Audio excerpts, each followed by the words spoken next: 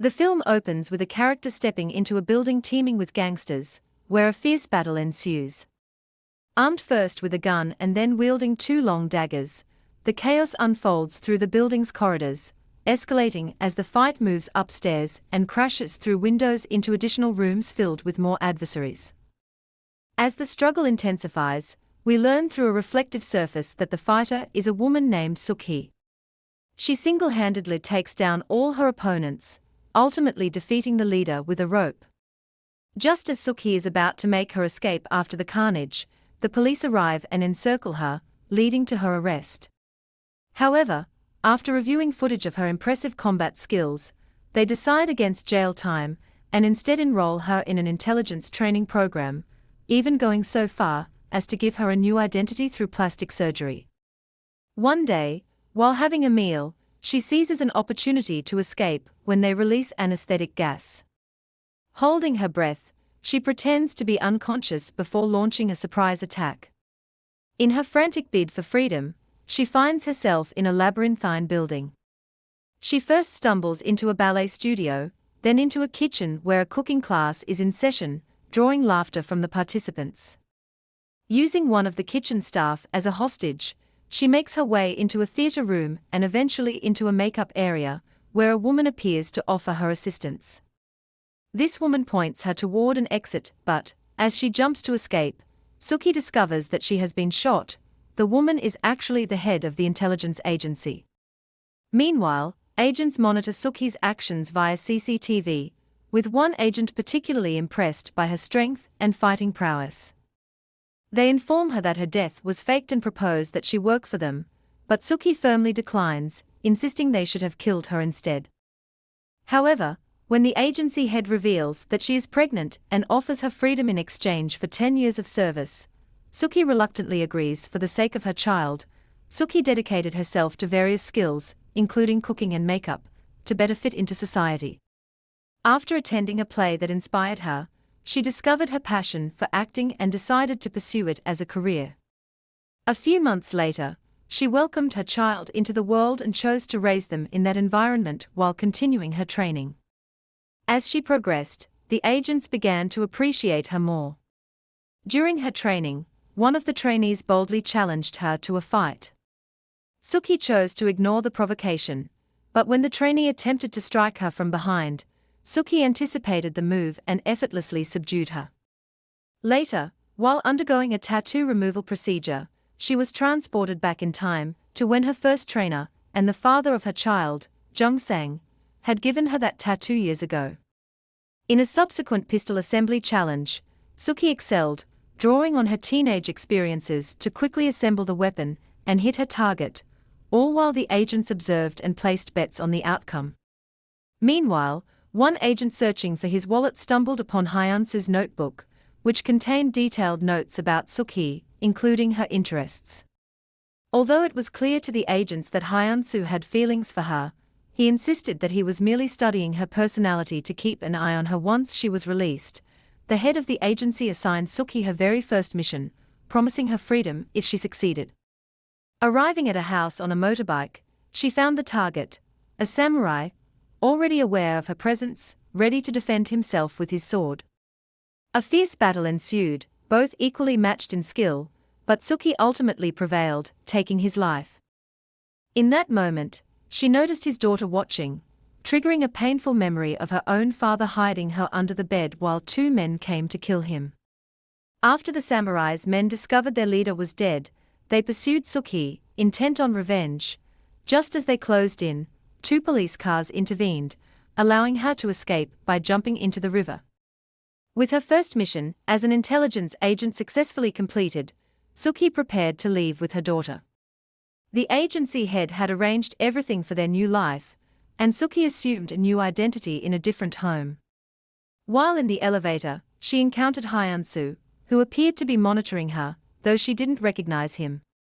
He introduced himself as her neighbor, sharing that his wife had passed away 3 years prior. When Suk-hee ordered pizza, it was Hyunsu who delivered it, raising her suspicions. She contacted her leader for a background check on him. As they spent more time together, their bond deepened, and Suki found herself developing feelings for him.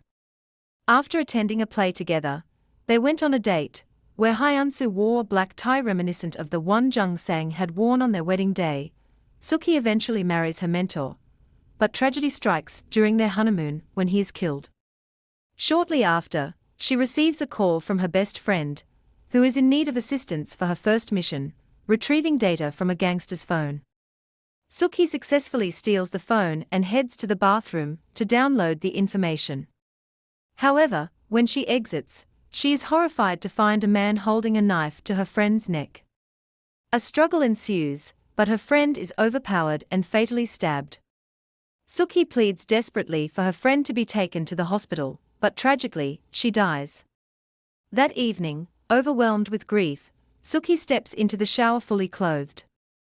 Hyunsu checks on her, offering comfort as she cries. As time passes, Suki and Hyunsu decide to marry. Just before their wedding reception, she receives another mission, to eliminate a target using a sniper from the bathroom. As she prepares to take the shot, she is stunned to discover that the target is her ex-husband, who she believed had died long ago. Failing the mission, she returns to her wedding ceremony, and as she walks down the aisle, memories flood back of the day Jung Sang was killed, including the information his henchmen provided about the gang responsible for his death. It dawns on her that she had avenged his death in the very same location where it all began. During his investigation, Jung Song discovers that the location from which the sniper might have been targeting was hosting a wedding reception for someone who resembled his ex-wife. To confirm his suspicions, he decides to attend Suki's play. It becomes evident that he recognizes her. Later, Suki and Hyunsu share dinner after the performance. While Hyunsu steps away to the bathroom, Jung Sang approaches Suki's table, claiming to be her devoted fan before quickly leaving. They both continue to act as if they don't know each other. Meanwhile, one of Jung Sang's associates secretly records the conversation between Hyunsu and his boss, revealing that Suki's marriage is merely part of Hyunsu's mission. On another front, the leader learns about Suki's encounter with Jung Song and grows suspicious of their relationship. Suki insists there's nothing between them, attributing it all to coincidence. A few days later, Suki receives a bouquet from Jung Song, which contains a flash drive and his phone number. The flash drive reveals the recording of Hyunsu's conversation with the leader, leaving Suki feeling heartbroken and betrayed. She sends a warning message to Jung Song, alerting him that someone is coming to kill him. The assassin finds Jung Sang's henchmen waiting and attack them. They suspect Suki has leaked their plans and confront her, but just then, a group of gangsters, led by Jung Sang and his men, intervenes to rescue her. She makes her way back to her apartment to retrieve her daughter, but upon arrival, an explosion occurs. In the chaos, she sees Hyunsu holding her daughter tightly as the blast propels him over the balcony, landing right in front of her on the street.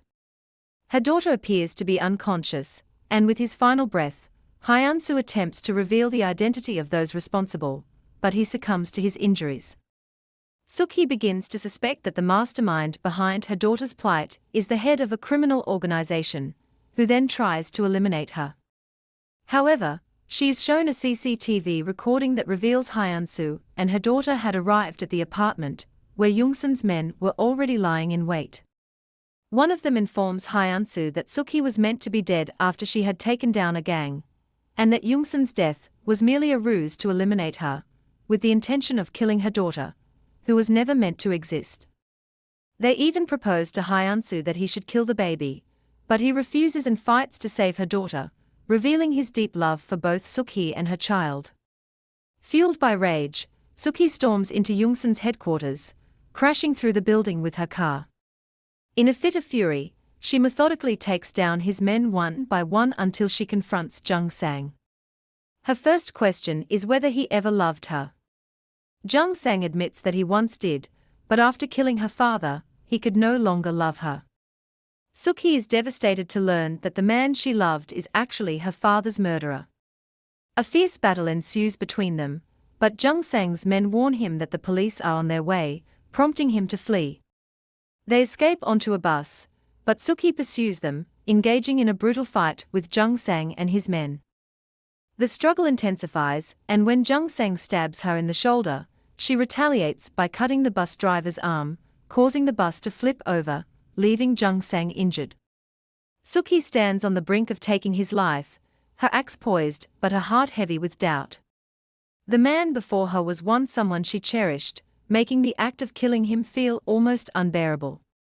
Yet, the haunting whistle that echoes in her mind, the same sound that marked the night her father was murdered, pushes her over the edge. In a moment of rage, she strikes down Jung Sung without hesitation. As the sirens wail in the distance, the film concludes with Suki wearing a chilling smile, a mix of triumph and sorrow etched on her face.